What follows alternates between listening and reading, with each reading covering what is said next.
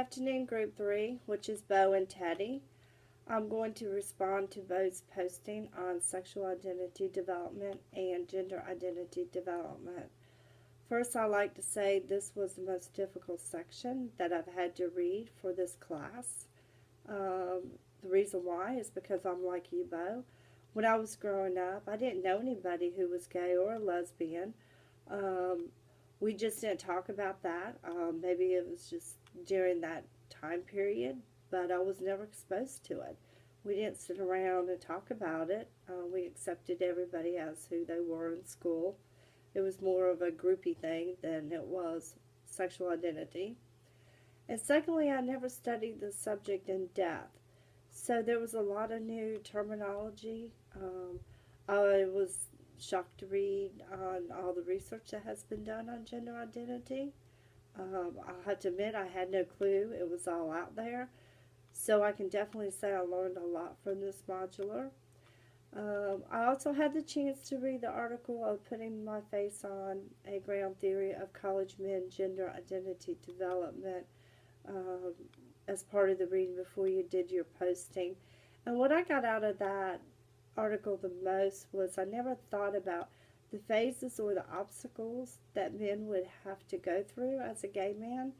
I found it hard to believe or understand that, in the year 2015, we're still dealing with so much hatred and not accepting people for who they are. In my personal life, I believe we should be judging others on their personal qualities rather than solely on the basis of their sexual identity.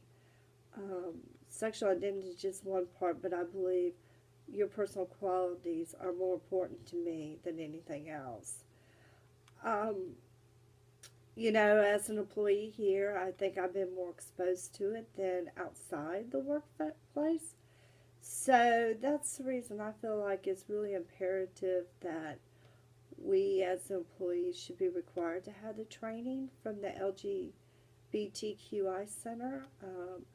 We as a community need to work and create a safe place, an exclusive environment for all the students on our campus.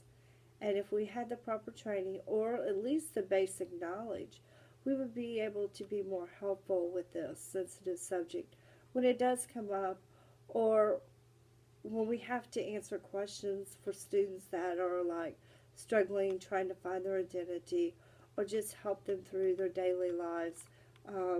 It could be academics, it could be in the classroom, it could be in the dorms, it could be sports related, but just to be there to help them because they are definitely going through a difficult time. And as we know, suicide rate is up when students are being teased and picked on. Drinking and drugs get involved. So we need to make sure that we create the safe environment for all of our students. And that is my posting for this week. And I'll see you guys in class tomorrow night. Bye-bye.